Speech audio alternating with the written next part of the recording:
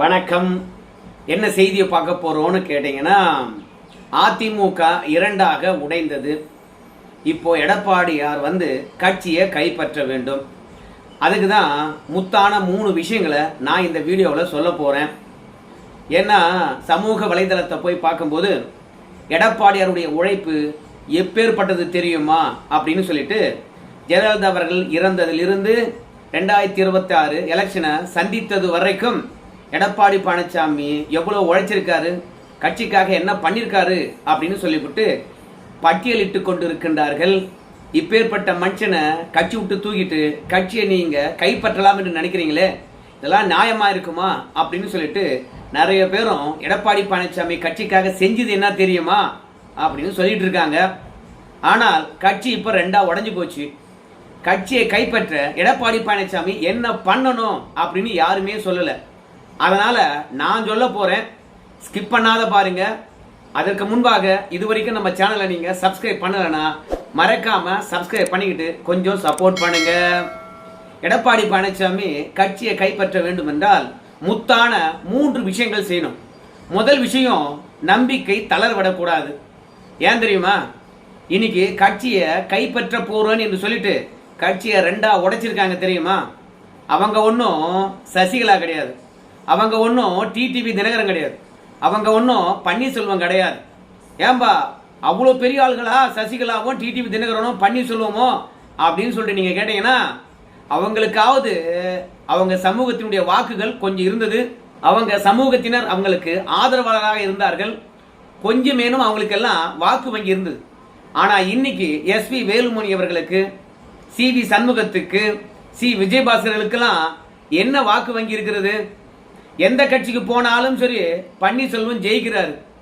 சசிகலா பொறுத்த வரைக்கும் அரசியல்ல ஈடுபாடே இல்லாம கட்சியை ஒருங்கிணைக்க போறேன் அப்படின்னு சொல்லிக்கிட்டு தெரிஞ்சவங்க கடைசியில தேர்தல் நேரத்தில் ஒரு கட்சி அறிவித்து தென் மாவட்டங்கள்ல குறிப்பிட்ட வாக்குகளை பெற்றிருக்கின்றார்கள். டிடிவி தினகரனை பொறுத்த வரைக்கும் அதிமுகவுக்கு நல்ல பங்களிப்பை செலுத்தியிருக்கிறார், தனியா கட்சி தொடங்கி. அதனால அவங்களுக்கெல்லாம் வாக்கு வங்கி இருக்குது. அவங்களையே அடிச்சவர் தான், கட்சி விட்டு தூக்கி எறிந்தவர் தான் எடப்பாடி பழனிசாமி. அவங்களுக்கே எடப்பாடி பழனிசாமி துணிச்சலா அல்வா கொடுத்தாருன்னா, இங்க எஸ்பி வேலுமணி கொங்கு மண்டலம் என்று சொல்லப்படுகின்ற கோயம்புத்தூர்ல 10 தொகுதி இருந்தது, ஒரு தொகுதி தான் ஜெயிச்சார். அவருக்கு என்ன செல்வாக்கு இருக்கிறது? சிவி சண்முகம் அவருடைய மாவட்டத்தில் 11 தொகுதி இருக்குது, எத்தனை தொகுதி ஜெயிச்சாரு? சி விஜயபாஸ்கர் அவருடைய மாவட்டத்தில் 6 தொகுதி இருக்குது, அவர் மட்டும்தான் ஜெயிச்சாரு. அதனால அவங்கெல்லாம் ரெட்டலை என்ற ஒரு லெகசி, அதிமுக என்ற பிராண்டு, இது 2ஐயும் பயன்படுத்தி கொண்டு வெற்றி பெற்றவர்கள் எடப்பாடியினுடைய உழைப்பினால. அதனால இவங்களுக்கெல்லாம் பெரிய செல்வாக்கே இல்லை. நாம் அடிச்சது 3 தாதாக்களை, இங்க இருக்கிறது 3 கொசுக்கள். அதனால இவங்களையும் அடிப்போம் அப்படின்னு மன தைரியம் கண்டிப்பா எடப்பாடி பழனிசாமிக்கு வேண்டும். அந்த தைரியத்தை மட்டும் விட்டுறக்கூடாது. 2வது என்ன பண்ணணும் தெரியுமா? தன்னுடைய தலைமைத்துவத்தை நிரூபிக்க வேண்டும். எப்படிப்பா நிரூபிக்கிறது அப்படின்னு சொல்லிட்டு நீங்க கேட்பீங்க. எடப்பாடி தலைமையில தான் கூட்டணி அமைந்தது. இந்த பிளவுக்கு பாஜக தான் காரணம் என்றாலும் உடனடியாக நயனா நாகேந்திரனை கூப்பிட்டு உள்ளாட்சி தேர்தலை எப்படிப்பா சந்திக்கலாம் அப்படின்னு ஆலோசனை நடத்தணும். எப்பவுமே சரி, திமுகவில் பாருங்களேன் 58 பிரச்சனை வரும். ஆனா அவங்கெல்லாம் அந்த பிரச்சனையை ஊடே போகாம கட்சி வேலையை பார்க்க ஆரம்பிச்சிருவாங்க. கட்சி வேலை பார்க்க ஆரம்பிச்சாங்கன்னு வச்சுங்களேன், பிரச்சனை பண்ணுவ அத்தனை பேரும் நம்ம விஷயத்தை எவனும் காது கொடுத்து கேட்க மாட்டான்டா அப்படின்னு சொல்லிட்டு அவனே சைலண்ட் ஆயிடுவான். அதான் திமுகவுடைய டெக்னிக்கல்.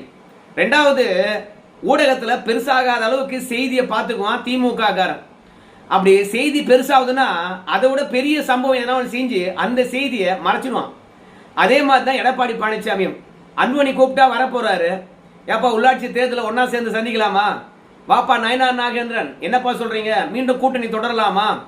அதுக்கப்புறம் நம்ம அம்மா மக்கள் முன்னேற்ற கழகத்தினுடைய பொதுச் செயலாளர் டிடிவி தினகரன், வா தினகரா என்ன பண்ணலாம் அப்படின்னு கூப்பிட்டு 4 மேனியும் பொழுது ரன்னமும் கூட்டணி கட்சி தலைவர்களை சந்தித்து கட்சியினுடைய எதிர்காலத்தை பற்றி ஆலோசனை நடத்தி கொண்டே இருக்கணும்.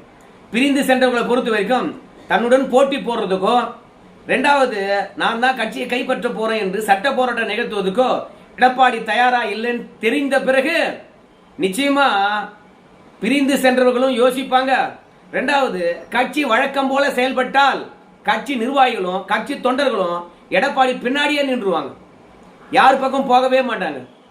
பிளவா ஏதோ ஒரு 30 எம்எல்ஏக்கள் வந்து பார்த்தீங்கன்னா டிவிகேவுக்கு ஆதரவளிக்க போறாங்க.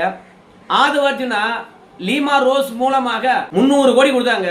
அந்த 300 கோடிக்காக தான் இந்த 30 எம்எல்ஏக்கள் ஆளுக்கு 10 கோடி என்று பிரிச்சுக்கிட்டு டிவிகேவுக்கு ஆதரவு தெரிவிக்க போறாங்க. லீமா ரோஸ் வந்து 300 கோடி வாங்கி தரதுக்கான காரணம் எல்லாம் அமித்ஷா தான். ஏன்னா காங்கிரஸ் டிவிகே கூட்டணியிலிருந்து வெளியேற்றி விட்டு இந்த 30 எம்எல்ஏக்கள் ஆதரவுடன் தொடர்ச்சியாக ஆட்சி ஆள வேண்டும். இப்படி 30 எம்எல்ஏக்கள் தயவுல டிவிகே ஆட்சி ஆளுகின்ற போது அந்த டிவிகே உடன் வந்து பாஜக கூட்டணி சேரணும். இதுதான் அமித்ஷாவுடைய ஐடியா. அதுக்காக தான் அதிமுக உடைச்சிருக்கிறாங்க. ஆனால் உடைச்சவன் அவனாவே இருந்தாலும் சரி, இந்த தருணத்தில் பாஜகவையும் நாம பயன்படுத்தி கொள்ளணும் அப்படின்னு சொல்லிட்டு நயனார் நாயகனை கூப்பிட்டு நீங்க பாட்டுன்னு பேச ஆரம்பிச்சிட்டீங்கன்னா வச்சுங்க, கட்சியில் இருக்கிற தொண்டர்கள்லாம் வந்து சோர்வடைய மாட்டாங்க. ரெண்டா பிளந்து போச்சு என்ற எண்ணமே இருக்காது. கட்சி உயிர்ப்புடன் தான் செயல்படுகிறது அப்படின்னு நினைச்சுக்குவாங்க. மூன்றாவது என்ன பண்ணணும், பன்னீர்செல்வம் செய்த தப்ப எடப்பாடி பழனிசாமி செய்யவே கூடாது. பன்னீர்செல்வம் என்ன பண்ணார் தெரியுமா, அதிமுக மீட்க போறேன், அதிமுக எனக்கு இடம் வேணும்னு சொல்லிட்டு சட்ட போராட்டம் மட்டும் நிகழ்த்தி கொண்டிருந்தார். ரெண்டாவது ஊடகங்கள்ல பேசிக்கிட்டே இருந்தார். அந்த மாதிரி இல்லாம எடப்பாடி பழனிசாமி மக்களை சந்திக்க போயிடணும். அதாவது நீதிமன்றத்தை விட மக்கள் மன்றமானது எடப்பாடி பழனிசாமிக்கு நல்லாவே கை கொடுக்கும்.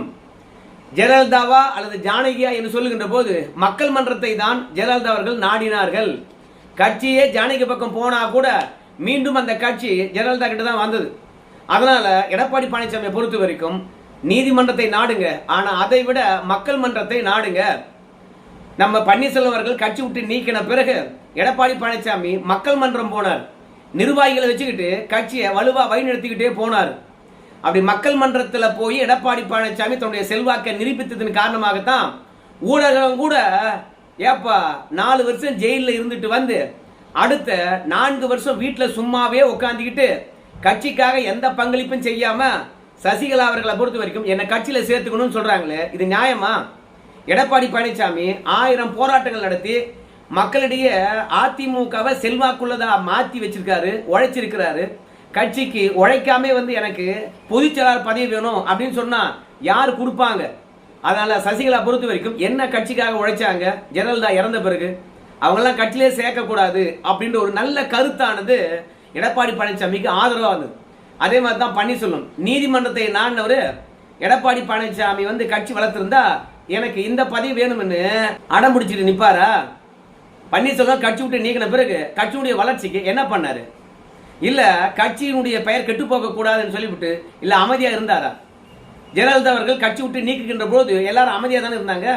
கடைசியில மன்னிப்பு கடிதம் எழுதி கொடுத்து உள்ள வந்து இல்லையா? மனக்கசப்புகள் 70 வாடிக்கை தான். ஆனா காலத்தால் மனக்கசப்புகள் தீர்ந்து போயிடும். மீண்டும் நாம கட்சிக்குள்ள வந்துடலாம். அதனால கட்சி விட்டு நீக்கினவங்க என்ன பண்ணணும், அமைதியா வெளியில் இருந்து கட்சிக்கு வேலை பார்க்கலாம், இல்லைன்னா தலைமைக்கு எதிராக பேசாம அமைதியா இருக்கலாம். மீண்டும் கட்சிக்கு வரதா இருந்தா. ஆனா தலைமை எதிர்த்தே கேஸ் போடுறது, கட்சி எதிர்த்தே கேஸ் போடுறது, கட்சி சின்னத்தை எதிர்த்தே போட்டி போடுறது, இப்படி பன்னீர்செல்வம் வந்து பாத்தீங்கன்னா கட்சியை டேமேஜ் பண்ணுகின்ற வேலையில் இறங்கிட்டாரு. கட்சிக்காக உழைக்கல.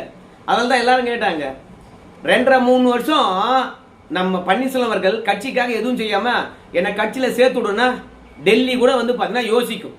அதனால தான் நாம இப்பவும் சொல்றோம் எடப்பாடி பழனிசாமி கிட்ட, நீங்க நீதிமன்றத்தை நாடுவது இல்ல சபாநாயகர்கிட்ட போய் எனக்கு 17 எம்எல்ஏக்கள் இருக்கிறாங்க, நான் தான் கட்சி என்று நிரூபிப்பதெல்லாம் விட்டுட்டு மக்கள் மன்றம் போங்க.